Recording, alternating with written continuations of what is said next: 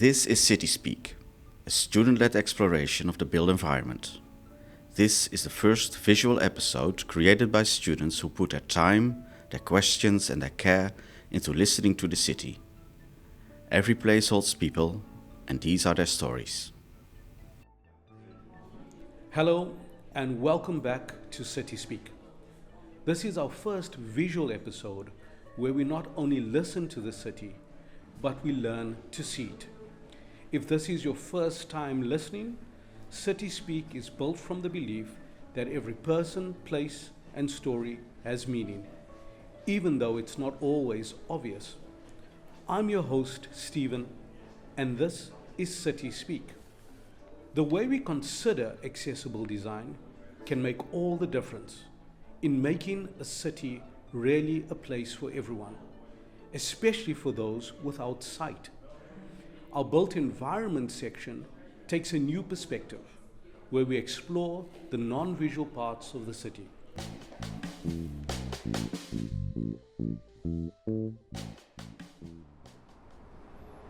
In many ways, traversing the built environment can feel very mundane, like walking along the pavement, waiting for the green light, crossing the road, and passing other pedestrians and cyclists. But these tasks become much more complex once sight is taken out of the equation. According to the World Health Organization, around 2.2 billion people have a visual impairment. These can range from being near/far-sighted to complete blindness. With such an impact on the world's population, it's essential that cities are designed in ways that create further problems for people with visual impairment.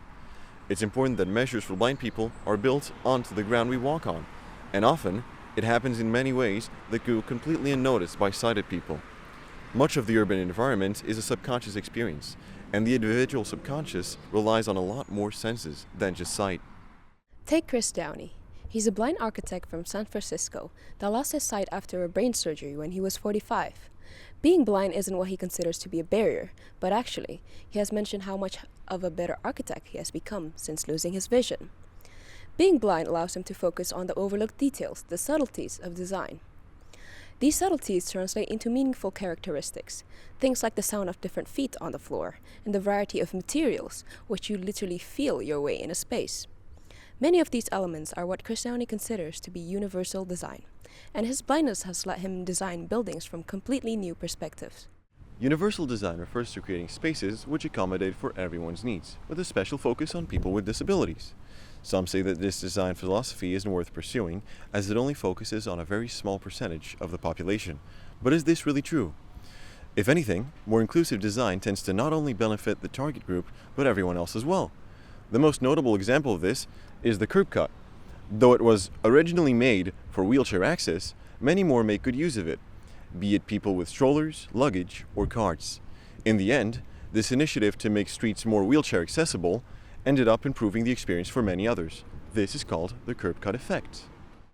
There's a universal experience of being in a new place and not really knowing where you are. There's an extra level to this for the visually impaired. When things change beneath your feet, familiar and recognizable places suddenly become unpredictable. There's a need for beautiful things in urban spaces, flower beds in front of houses, and trees lining the curbs, which undeniably make for better streets. But it's worth mentioning how these things can be real barriers. Common practice for visually impaired people is to navigate by touch, using the front of building facades as guides for how to walk the block. This can be interrupted by street greenery, especially if these natural elements are irregular in the environment. This is made worse especially when misplaced vehicles like bikes and cars parked in the middle of the path. Walking in the city requires a lot more than a sense of direction, and when the pattern is constantly changing, it's challenging to get a proper sense of anything. Familiarity directs a lot of people around places, so including recognizable elements that are unique to specific locations really helps people locate themselves. To help non-visual navigation, differences can be made between different textures, sounds, and even smells to properly recognize how places differ from each other. Blind people often use sensory cues like recognizable bakeries or cafes to orient themselves by smell, as well as the texture differences between different types of pavements. Roads are recognizable by their noise, naturally, but the dense concrete beneath your feet contrasts heavily with the cracks in the street paving that are both tactile and audible. It can get complicated when creating shared spaces. These roads are designed with an approach that blurs the barriers between the lanes, instead letting cyclists, cars, and pedestrians share the same street level. These are known to actually increase safety in the streets, as uncertainty of right-of-way causes commuters to slow down and communicate with each other, relying on eye contact and body language. But on the other hand, how does one with visual impairment approach these shared spaces? It's less simple to communicate with each other on the road when eye contact isn't an option. Its safety design is simply not designed for everyone, and with the removal of curbs between the path and the road, it's also the removal of guidelines along the street that are used by blind people to find their way.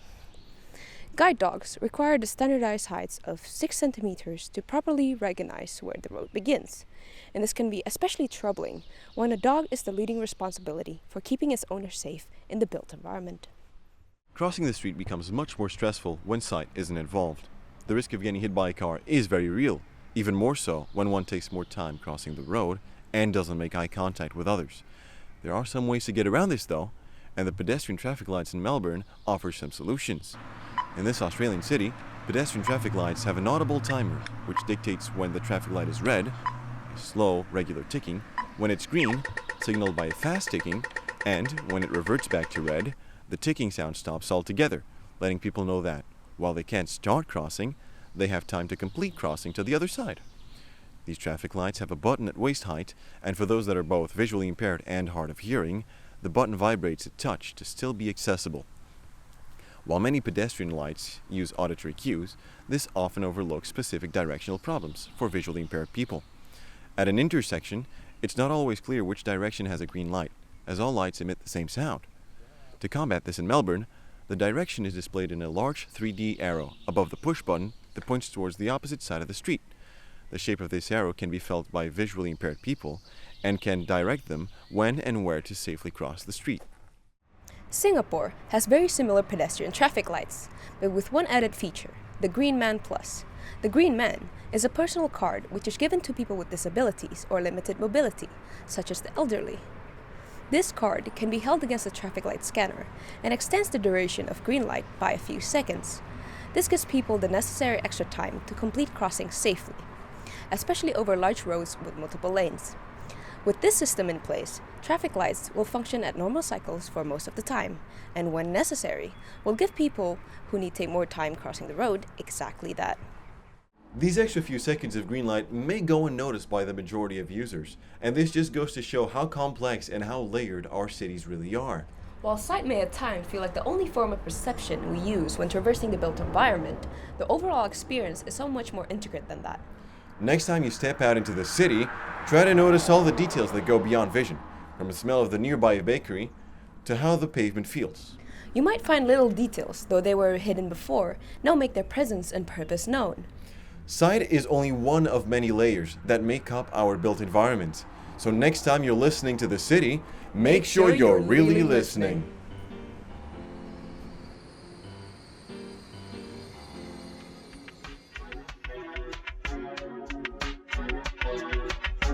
Movies with Maurizio. People find and perceive their cities in very different ways, and sometimes this experience is best found through the eyes of a film. We asked our resident movie guy Maurizio for films that center this human experience and how the city itself can become a person too. Thank you for the invitation. I think that there are several films which can be related to this subject, and I will give you a few tips of films which are more or less contemporary and that are also stimulating different senses from the audience. I start with a less known film which is directed by a Dutch director. Her name is Tris Anna, and the film is called Silent City. And it is basically a story of a young chef student which is moving to Tokyo to make an internship, and she finds herself lost in a situation which is very different from the one that she's living in the Netherlands. She's Dutch, and basically the whole film talks about the isolation of this girl inside Tokyo, and there is a sort of final comparison and metaphor of her being associated to a fish. So she's as isolated as a fish. And there is this metaphor of Tokyo as becoming a sort of aquarium. So also this is quite interesting because both sound and visual power of the film are very strongly appealing to this sense of isolation and the meaning of being isolated in a city where you don't belong. Yeah. I want to mention also films that maybe it's easy that also many people have been watching. It's also set in Tokyo, and it's called Lost in Translation. And it's also a very simple story about two people that randomly meet in an hotel. You can witness this meeting of two souls which both don't belong to Tokyo, but that they find a way to experience the city in a very different way by building this relationship. So this sense of isolation coming from a city where both people don't belong to becomes completely different by sharing this experience of being lost in translation in a city that they don't live in. Well, thank you so much for your time, Maurizio. You're very welcome. Good luck with the course. Oh, thank you, thank you.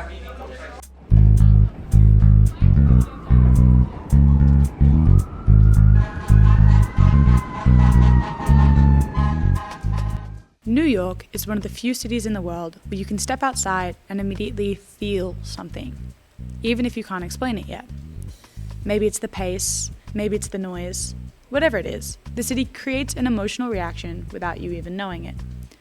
Movies pick up on that feeling a lot faster than we do. They show how a simple change in the street, or the height of a building, or the size of a public space can completely shift the mood of a scene. Not because the characters change, but because the city changes around them. This is New York, how a city becomes a character.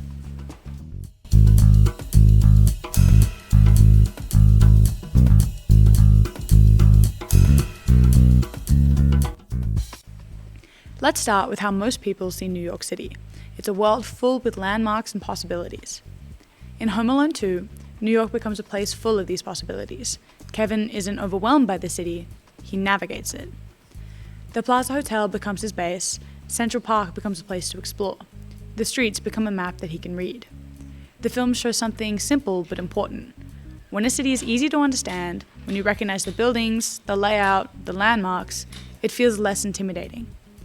Kevin moves through the city with confidence because the city feels big and full of possibilities.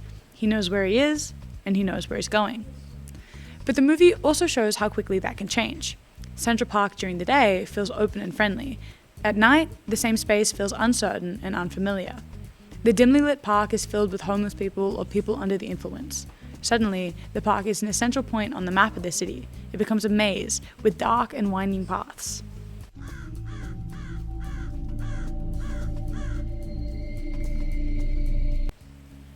Comedy reveals how familiarity can turn a huge city into something manageable, and how quickly that feeling can flip. But the same streets that feel playful to one person can feel suffocating to another. When the city becomes harder to read, louder, tighter, or more chaotic, the emotional tone shifts. Crime films understand something essential about New York, that the city can feel like it's closing in on you. You can't talk about crime films in New York without mentioning the work of Martin Scorsese. This Italian-American film director grew up in some of the worst areas of New York.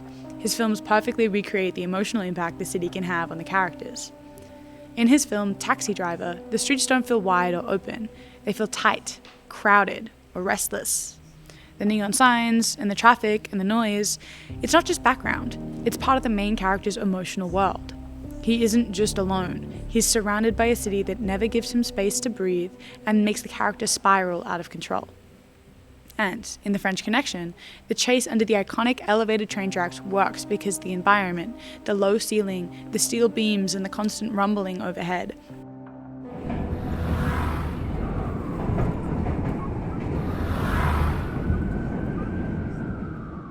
It's stressful, even without the action. The space itself creates tension. Crime films show how New York's tight spaces, constant movement, and vertical weight can create emotional pressure all on their own. But When you shift perspective, when you see the city from a different scale, the emotional meaning can change again. Animation exaggerates New York, but it does it to show how the city actually feels.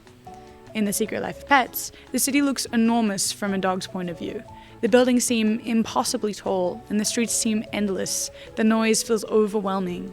It's funny, but it's also honest. New York really can feel that big. Even Madagascar touches this. When the animals escape Central Park Zoo and get into Times Square, the city towers over them like a giant machine. Animation shows how scale and contrast shape emotion, even when the characters aren't human.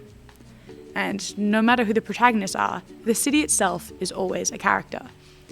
Film doesn't create emotions out of nowhere. It amplifies the ones the city already has. But the city isn't always overwhelming or playful. Sometimes it's personal, shaping relationships, identity, and the quiet moments in between.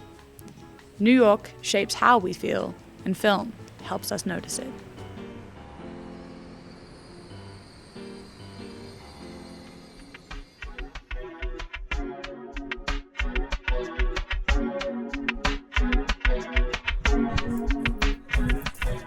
Have you heard about the big things? Big things? Yeah, these ghastly mundane structures scattered all around Australia. Such a unique phenomenon. Like, for example, they have this 14 meters tall koala structure and it's 2.5 tons in weight. It's absolutely terrifying. It's even a snack bar and a gift shop. I've heard of the big banana. The Big Banana is one of Australia's first big things, built in 1964. Australia has so many of these ghastly mundane structures. They have the big avocado, they have the big prawn, even a big golden guitar. That's crazy. What's the history behind all of this? Well, it initially started in the United States and Canada in the early 20th century, especially when long-distance road travel became popular in the 1920s.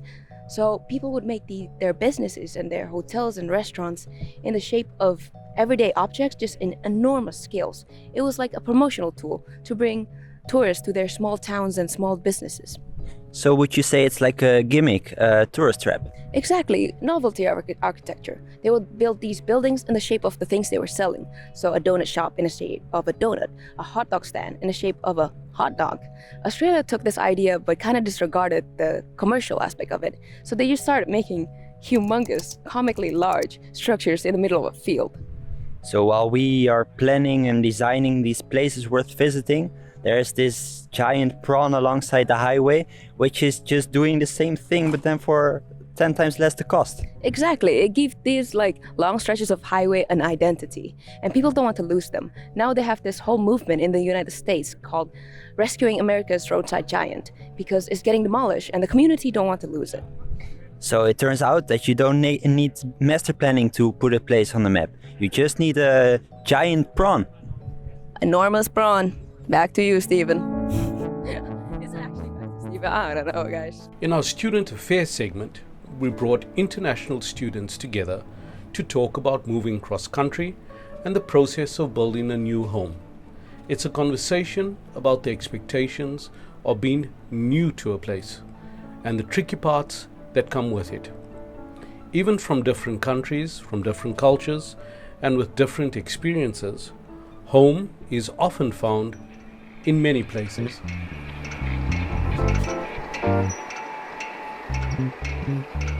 Welcome. Today in the CitySpeak podcast, we're going to be addressing the topic of home. I think to get started, we'd like to get some introductions. So maybe if you want to start Of from course. So starting from me, I'm Polish, I'm 20. I moved to the Netherlands already almost 2 years ago. And I'm coming from a very small town, which is roughly 17,000 people. My whole family lives there. I'm also an only child. And my parents, my grandparents, my grand-grandparents, they met in this city within roughly a couple of thousand people. And they got married there. They stayed there for their entire life. And they still live there. So that's about me. Brilliant. Interesting. You Yeah, wanna go? well, I have a kind of similar thing. I'm also 20. I'm from Croatia. I also live in a not really small town like yours. Mine is Zadar. It's, I think, 70K. And also my parents met in Zadar. Zadar is the place. So grandparents, parents, now me. I also have a younger sister. So, yeah, That's about it. Okay. Well, for me, I am from Portugal and Luxembourg, so I'm a dual national. I was born in Lisbon, but spent most of my life in Luxembourg. Yeah, I mean, I have an older sister and younger brother. I've lived most of my life in a town of 6,000 people, so yeah, quite small. Everyone kind of knows everyone. And yeah, it's very lovely. And I moved here to the Netherlands almost 3 years ago to finish my secondary education. I finished that and I wanted to go to uni. Now, moving forward to the topic of creating the home for ourselves in a different country, I think we can start from the Netherlands because we all live here now for a couple of years already. And speaking about my experience, I would say that for me, the Netherlands was really welcoming as for person who has never been here, by the way, before moving. So I moved in here and it was also my first time being in the Netherlands. I found a job quite quickly. I didn't have to speak Dutch. Never. I never felt like I can't, do some things in municipality, go to doctors or things like that, even if I don't speak Dutch. Now I have the current job already for around 8 months. And maybe that's just my laziness, but I also don't feel like it's a necessary thing here to speak Dutch in order to move around and settle down, find your life here. Well then, for you, Sarah, Well, how for do me, you feel? I moved here. I was lucky. I moved here with my friend who's also Croatian. So we both moved here together. So municipality stuff, university, friends, jobs, renting bikes, apartments, everything was done together. So I would say it was easier to go through all of that stuff with somebody, especially speaking the same language as you and the same background and everything. Well, for me, it's interesting because I find the country quite easy to sort of get into. Yeah. So like you said with the job, I didn't really struggle finding a job where a good level of Dutch was necessary. But I would say that's maybe sort of where it kind of ended for me. So for me, in my opinion, I've really struggled to connect with locals, for instance. So I've made a bunch of friends and it turns out they are all international. I've heard that this is something that a lot of other students, international students, tend to experience. And yeah, so the very first step can be quite simple, but then really getting your feet, wet into the thick and the crusty part, that's where I feel is a bit of a barrier, sort of. I think it's very interesting, but I think the reason might also be that we live in a quite small city in the Netherlands. And my experience is that, for example, from our class, there are many Dutch people who, for the weekends, for example, they come back to their hometowns, which are around Breda. And that's, I think, the main reason why they don't integrate that much as we do, as internationals, just because they already have their own lives and friends, everything, the whole home somewhere else. How would both of you, and actually the three of us, define home? And has that definition maybe changed after moving to the Netherlands, spending here a few years studying? Do you see home as something different than you did before you moved here?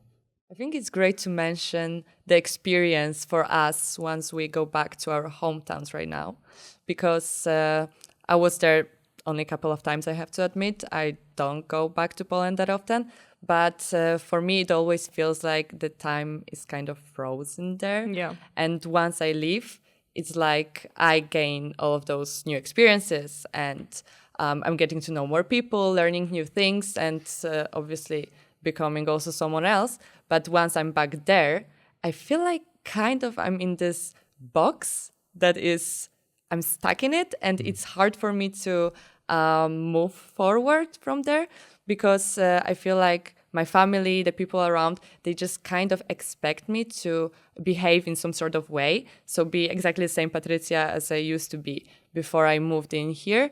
And I feel like for me, it's not convenient anymore, just because I'm not the same person who I used to be.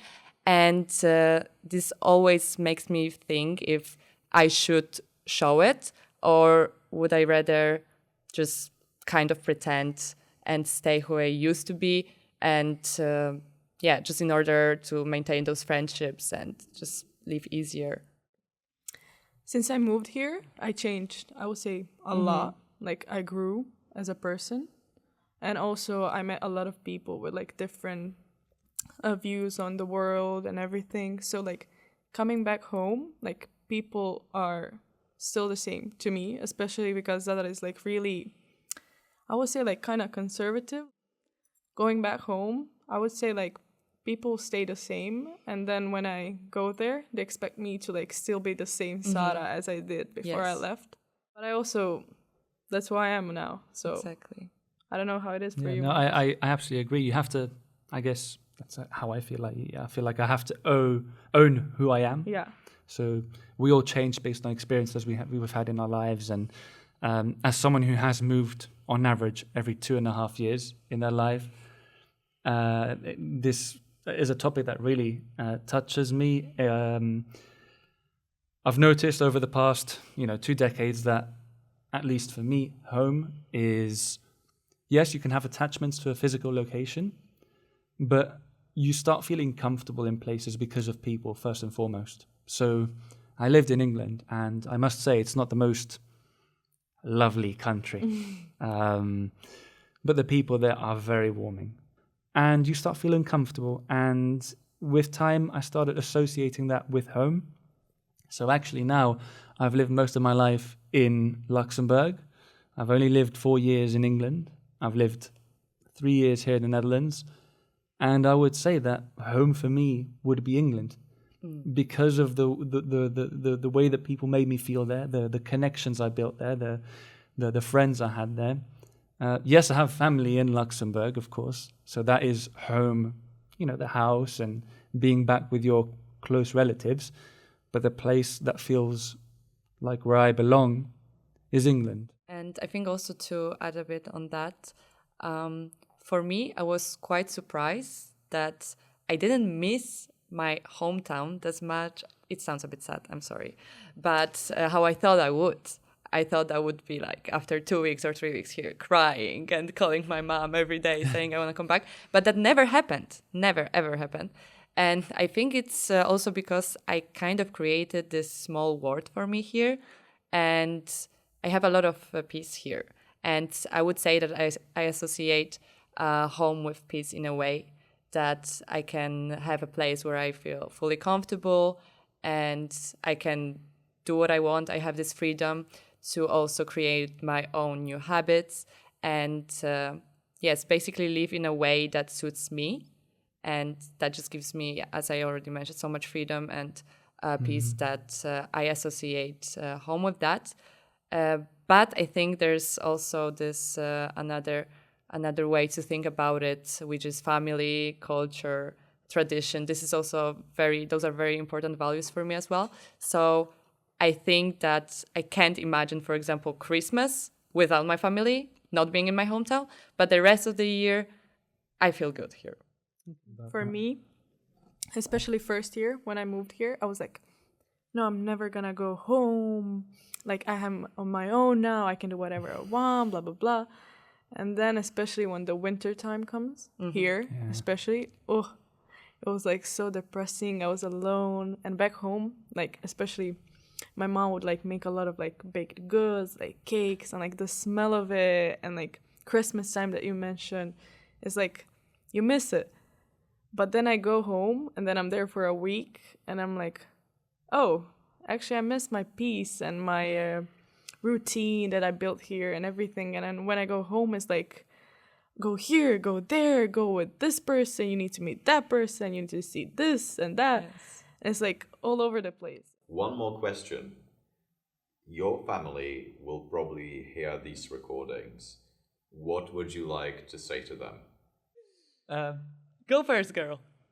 I would say to my mom that I'm really grateful that she gave me opportunity to live the country and experience new things, because I know some people don't have opportunities or things like that to leave and be yourself on your own. So I will be say really big thank you. I don't know if they're gonna understand this, but It's really beautiful.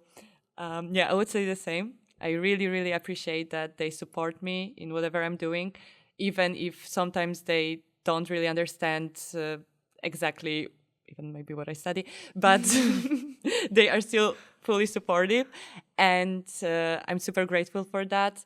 I'm also an only child, so I know that they miss me a lot since I was the only one living with them for 19 years. And I think that they have a lot of those bad thoughts in their heads. Sometimes they really, really miss me, but they never show it because they don't want to make me feel bad. And they are really, really supportive. So, yes, I want to say thank you for that. Kocham was. Well, to my family, I mean, we are very open.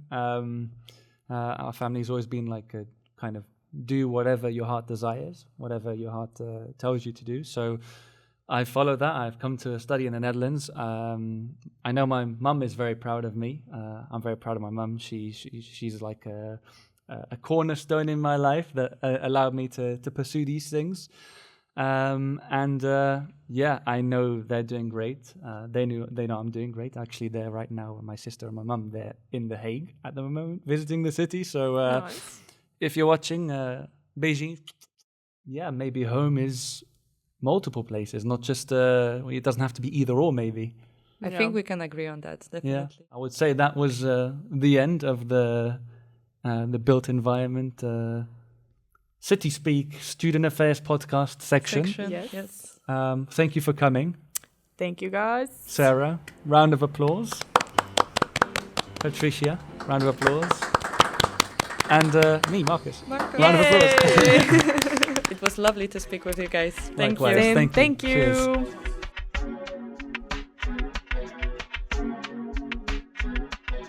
So Dan, were there things before your studies that you would do for free and that were a lot of fun to do, but you don't do them anymore? Things that I can't do anymore. There are a lot of activities bound to my student pass. So if you have a student pass in the Netherlands, there are like quite a few libraries or, for example, musea that you can visit. So what I used to do is go to quite a few like natural history museums. If I could, I would just take a train, which was free because I had a student pass. And if I wasn't going to a museum, I would just try to visit as many different cities in the Netherlands as possible. And now that I've stopped studying, that has become a lot harder. Now I need to pay for my train tickets myself, and they've gotten a lot more expensive. Musea aren't free anymore. Other arts institutions, music events are things that just aren't free to me anymore because I'm not a student anymore, which is a shame. I did really enjoy visiting those type of activities, places, meeting people there, talking about what we've just saw. And that's something that I'm currently having to miss out on because I need to pay for other things. Yeah, so are there right now things that you do for free that you think that are a lot of fun? Because when I went to Breda, I didn't know a lot of places. And when I look around now, I don't think there are so many things to do for free as a student. Because when you want to go to a museum, you get a student discount, but you need to pay like €7.50. So it's fee, a small fee, so it's not free. No, right. And Breda doesn't have that many musea that are good to visit as well. But when I was studying, I remember visiting Valkenberg Park a lot. It's like this park in the city center, and it's quite big. A lot of benches, and otherwise you have just grass fields where you can sit with friends. And it's something you can do for free. So what we used to do is mostly during summer, when the weather was getting better, just bring like this sheet where we can sit on and just talk, friends. I would like to say that we did some picnics or have drinks, but those cost money as well. But besides that, other things that we did that were free, that's a tough question. Things that are literally for free, these are usually things that just are made up out of walking places, visiting something without entering a building, and just having conversations with friends. But besides that, I think that during my time as a student, there weren't that many free places. Well, now that I think of it, the library in Breda, that's something that you can do for free. You shouldn't try to rent one of the books, because then you're spending money. But what you can do is just visit the library and read the books there, which is fun if it's your cup of tea. And I enjoy reading from time to time. But besides the library in the park and just walking around the city center, well, it's something that I didn't do myself, but I see a lot of now on social media as all these sporting clubs. So if you have like a good racing cycle, there are like clubs that you can join to just go cycling together with people and meet people there. Running clubs have become a hot item lately. A lot of free things are gathered around sporting together outside, and if it's boot camping, running, cycling, these are all things that you can do to meet new people and have free activities. But Carlijn, you're a student as well. Do you share my experience, or do you notice other things, especially because you are not from around Breda? When I got my new house, I also got my roommates who showed me a little bit of Breda because I didn't know anything. And did they introduce you to their friend groups as well? And if they did, were there certain activities that you undertook together? No, I didn't meet a lot of friends because they also live far away from Breda. So when friends need to come, they need to travel a lot, and a lot of friends don't visit for a shorter time, or they came in the weekend and I wasn't there at the weekend. Well, off the podcast, you also told me that you have like an interest in board games and other type of games. We're a house that are addicted to games. So we have a new game, Quicks. It's an older game, but it's quite new. And we do it like literally every time of the moment when we're free. But are there other activities that you can do by yourself besides playing games? Especially as a broke student that needs to pay for school, rent, groceries, and you don't have that much extra to spend? I actually don't know. I think I might connect with some classmates or something like that, but it's difficult. What can you do on your own for free? I think there are like certain things, but you need to search from a bit further. Okay, but when we go back to like the urban design, what do you think of places that they can more develop like free places or free activities for people like us? Well, I think that's an interesting question. I was thinking about that as well. I think we're taking for granted what we have in Breda. What I wanted to propose is more variation. Currently, a lot of the neighborhoods in Breda look sort of similar, which doesn't really encourage people to go out. For example, I in the beginning of this year, I went to Japan. In Tokyo, you have all these different neighborhoods, and each neighborhood is known for something. So you have this neighborhood that's known for their street artists. You have this music district that's known for their street food. You have one with lots of green parks. If you were to like make different zones in Breda and decide on a certain character that you want to encourage there, I think that Breda could be, because it's a pretty walkable city, quite a bit more interesting. Yeah, I totally agree. So Dan, I wanted to thank you for joining me today with the podcast. I hope you had a fun time, and maybe till next time. Yes, it was very enlightening to me, and thank you for having me.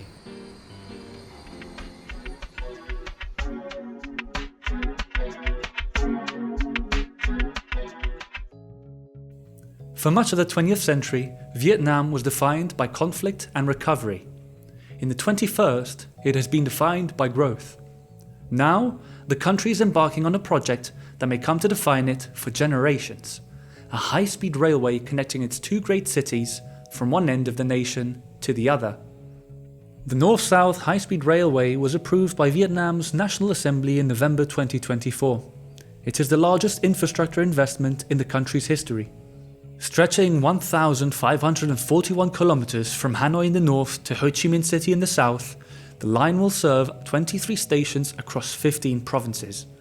Trains will operate at speeds of up to 350 kilometers per hour, reducing a journey that currently takes more than 30 hours by rail to under 6. The cost? $67 billion. For a country of Vietnam's size, that figure represents approximately 15% of annual GDP. To appreciate the scale of this ambition, one must understand what it is replacing. Vietnam's current railway is predominantly a meter-gauge, non-electrified network. Infrastructure inherited largely from the French colonial period and in significant stretches, little altered since. For an economy that has become one of the most consequential in Southeast Asia, it is a system that has long struggled to keep pace. Vietnam has not waited for ceremony. In April of this year, the country broke ground on its first high-speed line, a shorter route connecting Hanoi to the coastal province of Quang Ninh. It was a statement of intent. The North-South line, the far larger undertaking, is scheduled to follow before the end of 2026. Contractor selection is underway. Land clearance is progressing across all 15 provinces along the route. To accelerate delivery, the government has divided the build into 17 independent construction components. Full operations are targeted for 2035. The scale of the undertaking is not lost on those overseeing it. Vietnamese officials have called it simply the Century Project. Whether that confidence proves warranted and what this railway will mean for Vietnam and for the wider region when it opens remains one of the most consequential questions in the built environment today. For CitySpeak, I'm Marcus.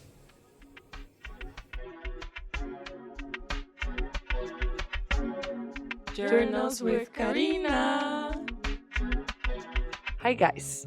Today we are here with Karina and we're gonna make some book recommendations using the tier list. So let's begin with the environmental psychology, an introduction. Yes, this is this book. I find it important personally because it introduces you to core concepts of environmental psychology as a field. And basically, it introduces you to the relationship between an individual and the surrounding environment.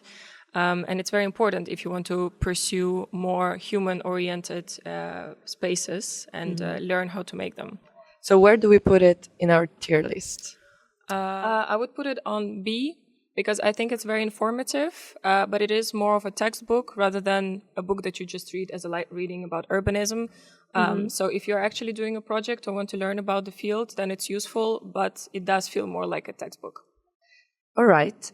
Then what about the Feminist City by Leslie Kern? Yes, The Feminist City. I find it an extremely important book. It introduces you to the feminist design and feminist planning. It also talks about that cities were built by men and for men, and they don't accommodate women's needs. So I think it's a very good introduction to the topic of feminist design if you haven't studied it yet. And also alongside this book, I would also recommend to read The Just City and Invisible Women. All right. And in our tier list, that's going to be? A. Definitely A. We have A. All right. About the Smooth City. The Smooth City, it's unfortunately checked out of the library right now, but we do have it. Yes. I think it's quite an interesting book. It's quick and it's easy to read. It talks about how smooth cities are not only boring because of their homogeneity, but they're also harmful because they actively exclude specific people with neoliberal policies. So I find it a very important read, and it's also pretty easy. All right. And we place it for? B. Okay, we have B then. And the language of cities. It's. I see this book very often now in a lot of bookstores, also in the gift stores of museums related to urbanism or architecture. Yes. I personally found it quite superficial, and it doesn't really dive into anything specifically. It's basically based upon some journalism, some history, but also some philosophical ideas, but it's still quite superficial and doesn't really go much in depth and didn't per se like the way it was written, but that's just my personal opinion. Okay, so we put it as a D. Okay, age-inclusive public space. Yes, it's this book. If you're interested in environmental psychology and specifically about age-inclusive design of cities, then I would advise to dive into this book because it talks about how elderly are excluded from public spaces and how cities are not designed to accommodate their needs. And it actually provides you with some practical examples around the world of public spaces that work well across different generations. But it's more of a book that is useful if you're actually working on a project instead of a book that you can read lightly. All right, so we have it for? I would put it as Also B. Okay, Yes. it's making places for people. We also have it here. Yes, we have it here. And actually, I think we have 4 or 5 copies in the library. It's a pretty good book. I think it's a good introduction to socially informed architecture and planning. And it talks about theoretical concepts in the form of 12 big questions. So the book is very easily readable. It's split into chapters per each question. It's built upon different case studies that are very easy to follow. But if you've already studied some theory, then it might not be as impressive. But I think it's a pretty good introduction. All right. Is it a C? Is it a B? Is it A? Let's put it as C, because if you've already done something, if Okay. you read some urban theory, might not be as revolutionary. That's fair. All right, guys. So those were the recommendations from Karina. Now we know what to read and what to avoid in our libraries. Thank you so much for that. For our expert interview, it's over to Mate in Rotterdam to talk to our industry experts at Stratosferica. For the expert interview of this CitySpeak episode, we are in Rotterdam, where I will shortly be sitting down with 2 gentlemen behind the Utopian Hours Festival, a festival about city making which is taking place right now in the Groot Handelsgebouw, right beside the central station. Let's have a listen. Our guests are the power duo behind the festival, Luca Ballarini and Giacomo Biraghi from Turin, Italy, where the festival ran for its first 9 editions before moving here for its 10th anniversary. We start where it all began to understand how these two got here. Well, I studied architecture, so I was trained as an architect, but I never practiced as an architect, and I'm a self-taught graphic designer, publisher, editor. So the first years of my life, I started a graphic design, communication design studio, but I always had this passion for, cities and urbanism. So back in 2013, 14, very shortly after we met with Giacomo, I decided to start this experiment in city imaging that we called Torino Stratosferica. Immediately involved Giacomo in that, and then things just evolved, and from being an experiment to a think tank, and then we started the festival and many other things, and now we're here with this relatively big or small scale but still big and influential social enterprise, Stratosferica. And we just basically developed the best ideas we had about formats and events and things that we wanted to do totally out of our passion and not because we were thinking about, making money or making success. It was basically a strong passion behind it all. Yeah. So it started when you two met, presumably as students? It was a bit after. We were already young professional and older. Yeah, and he happened to publish a magazine, and which was of course about cities. And I just pop up writing him an email, so old style or new style. And again, I have to underline that we are passionate about cities. We want to celebrate cities in all terms, research, communication, projects, so that's basically it. I get that a lot of the vision of Stratosferica is based around imaging the city.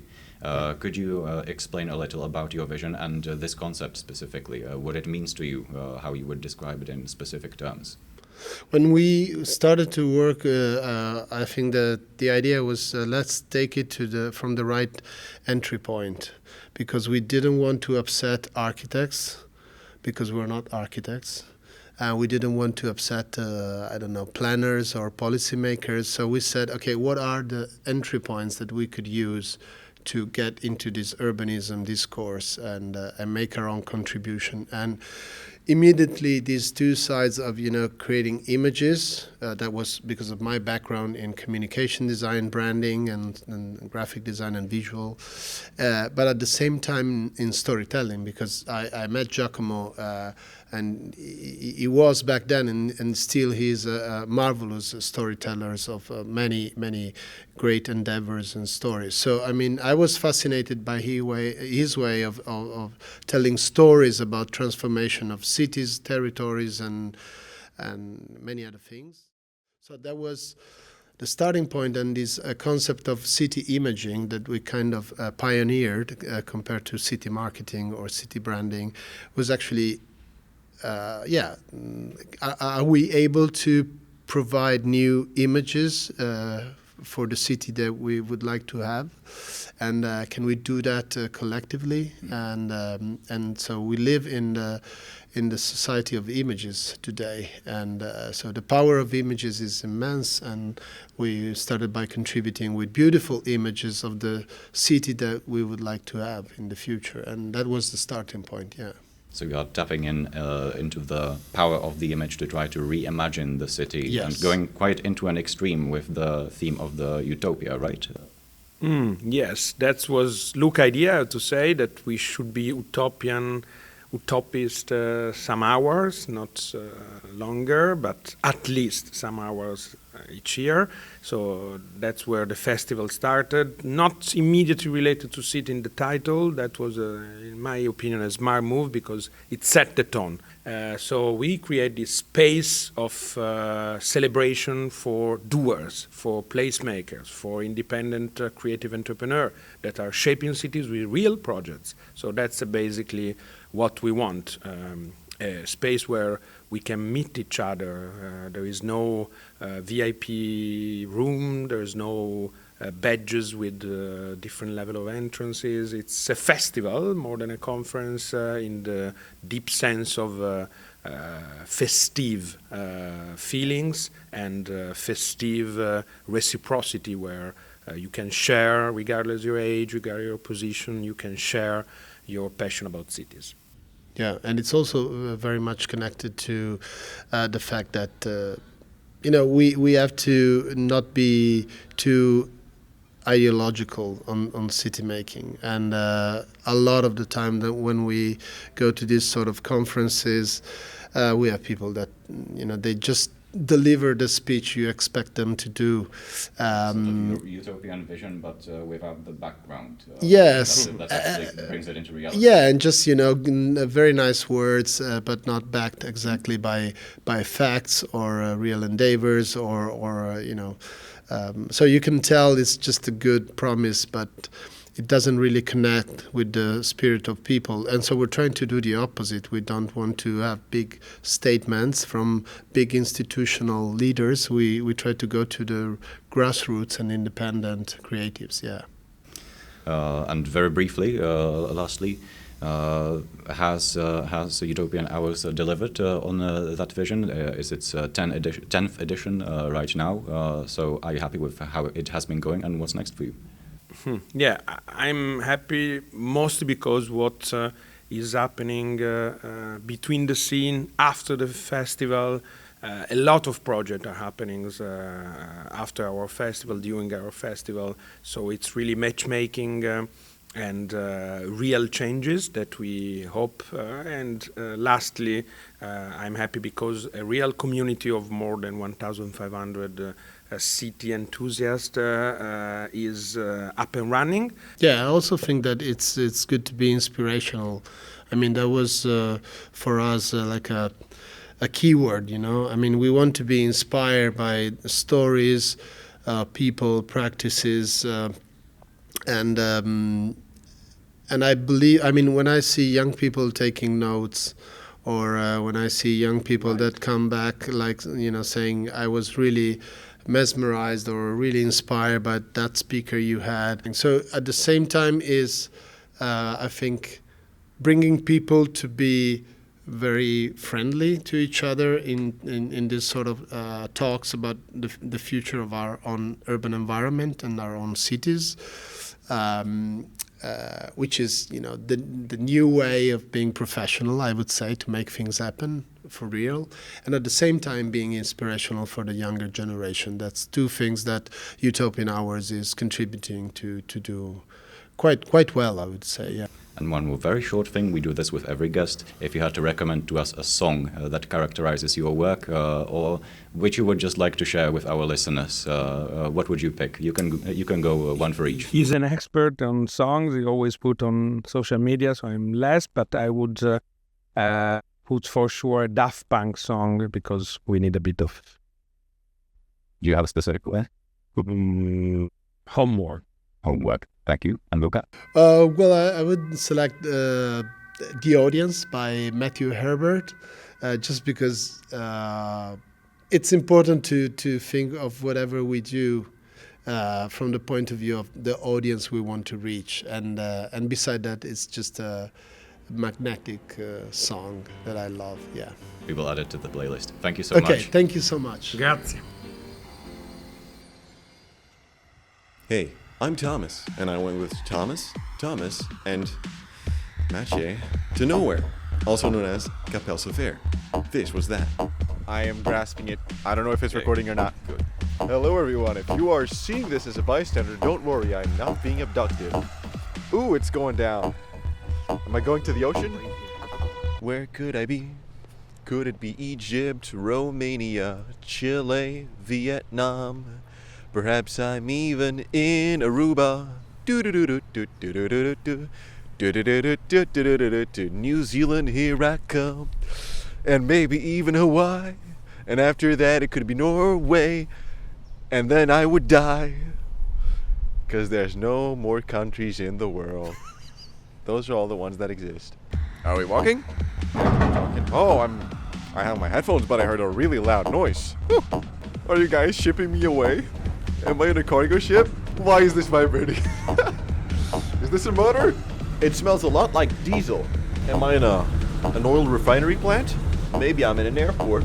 Oh, what's that? Flight 707 is taking off. Please stand by. The watchtower has seen a random guy sitting on a bench in the middle of the runway. We will be escorting him right now before the plane takes off. We're sorry for the delay.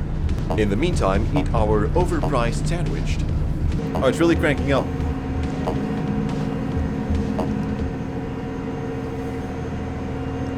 Oh my god! Oh. Okay.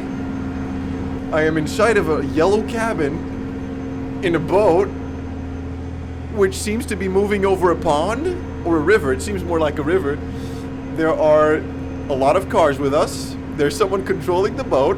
I've been doing some tomfooleries while people were looking at me, so that's good to know. Moving around, we can see that the boat is indeed rocking in the high seas. There are trees everywhere. There's another boat over there, so it's good to know we're not alone on this place. And the weather is looking beautiful. It's raining. Fortunately, the waves are not too strong, otherwise we might capsize. And it seems we have traveled a total of maybe 50 meters to get to the other side. So imagine this as a movable piece of road which goes back and forth between the two sides of the river. Now, there are many people, I don't think we would be able to interview them, but they are also on this beautiful magic journey to the other side of the world. I do see some cows. There are cows over there, or maybe sheep. Who knows? Cows or sheep. I even see some sort of bird. A bird is flying towards us, and it doesn't seem like it's going to stop. Oh my god, it turned. We have reached the other side of the canal now. Wildlife, you see some ducks, some cows. The cows don't swim though. And now there's one car and 3 bicycles. There really aren't many people going to the other side. 7.82. That is the rating for this beautiful mode of transport and this beautiful area. So thank you all for joining us for this Thomas's Adventures to Nowhere, and we'll see you in the next one. We hit no icebergs, no rocks, no birds, no cows. Very smooth ride. Would recommend.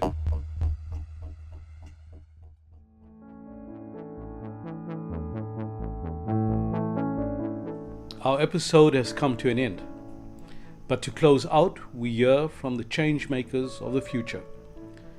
They share ideas about the cities as homes or transitionary places and well-intentioned interventions that turn them into places for everyone. The future of our cities rests on the shoulders of people who care about making space that everyone can be part of. These are the voices behind the future of the cities. Hi, and welcome to CitySpeak. Can we start by having you introduce yourself with who you are and where you're from? Hi, I'm Emily. I'm from England. My name is Max. I'm a second year student at the Built Environment Studies here at BUAS, and I'm studying here for the mobility side of it. I'm Alice van der Meer, a second year Built Environment student, and I am from Zundert, which is right below Breda itself. I'm Jip. I'm from Oosterwijk, it's close to Tilburg, and I study in Breda. I'm Saul. People call me PJ, from the Philippines, and I do urban design. Hi, I'm Simona. I'm from Lithuania. Hi, I'm Katja and I'm from Ukraine, Kiev. I'm Luke, I'm from Tilburg and I study built environment here. I'm Wouter. I'm a 21 years old student at the BUAS Built Environment. I think you already know that. And what would you say that you do? Right now, we do design. We do make places. We make places for people. As an urban planner, I really look at the beforehand of designing, so it really gives you a way to tell you how water moves and what people need in their homes. We redevelop or develop areas. It's mostly about redeveloping, also to see how can we reuse things, which is very interesting. I like the small scale. I mean, just on the public view, on a small place like a parking lot, or maybe somewhere local where people can see a change if you change something. So we're basically improving the public spaces in the city by creating placemaking, so improving the social cohesion, tackling some problems that are happening in the society through different interventions, events, tactical urbanism. So what do you find fascinating about the built environment as a whole? Well, I think it's something that everyone knows. So everyone lives in the city, everyone knows the built environment. What I like is the broader picture. So it has so many societal but also physical things to think about, and that makes it so much fun. I think the fact that all over the world it's done so differently, and what values to different communities and different cultures differs, and seeing that when you visit the places is quite amazing. Yeah, human level especially, because humans are the centerpiece of the nation, of everything we do, you know? So if we have to do something, it's for the people. The opportunities, I think. Yeah. The opportunity to connect with people, the opportunity to feel that you belong there. I personally think that how, for example, if you are the tourist and you are going to another city, how you can explore the city as the local person. So what makes this place exactly this place, and what kind of experience you can grasp from this trip? I do find it important that the bottom-up planning, right? I find it important that the initiatives that the city does, and the improvements that the city does and make for the people should start from the people. As like a person and a student, what type of change are you trying to make in the world? Are you hoping to make? A bigger emphasis on ecology and incorporating nature and animals into like cities and urban environments, as well as community integration, like combining different socioeconomic groups and different communities and making them interact in areas where they normally wouldn't. Damn, that's a great question. Wow. I want to make cities more human again. I like that idea. So I'm already very busy with designing those places and make meaningful places where people can come together with each other. Ooh, what change? I really like heritage in the world, and I really don't like seeing heritage being broken apart, like taken apart. So to make a change, I really want to reuse everything we have in the world, like all the icons of the cities, unless they're really unsafe. But I think there's always a way to kind of transform into a place that can be again used and fully immersed in this nowadays society. Yeah. It's an interesting one. I think I want to create places that are accessible for everyone, that everyone can feel good in, and that everyone can have fun in. Personally, since I'm from the Philippines, I know more or less what poorness looks like. And since I've been studying right now in the Netherlands, in Europe, in the future I would like to also let the Philippines let the ordinary Filipino know how good it is to live in a proper place where your meaning as a normal citizen is respected, and being brought up into developing your place where you live in. And do you have a song you can recommend for us today? I've been playing Princess by Fang a lot, and I really like it. It's a 1-minute song, but still really, really good. A song. Bleed the Freak from Alice in Chains. Right now, my favorite song I think is Season 2 Weight Loss by Harry Styles. Oh, this would be nice. You can listen to Plants by Brandon Lake. I like Jungle, so I'm going on with Carry On. Ooh, the first one that comes into my head is 1 Inch Punch. I'll find it. But it's kind of like, it's got a kind of Asian take on like the instrumentals. By Yin Yin. A song. Wait. What was the last that I really? Raining Man, because it's raining now. I'm gonna do All the Small Things by Blink 182. Thank you guys so much. It was lovely chatting with you. Yes, thank you.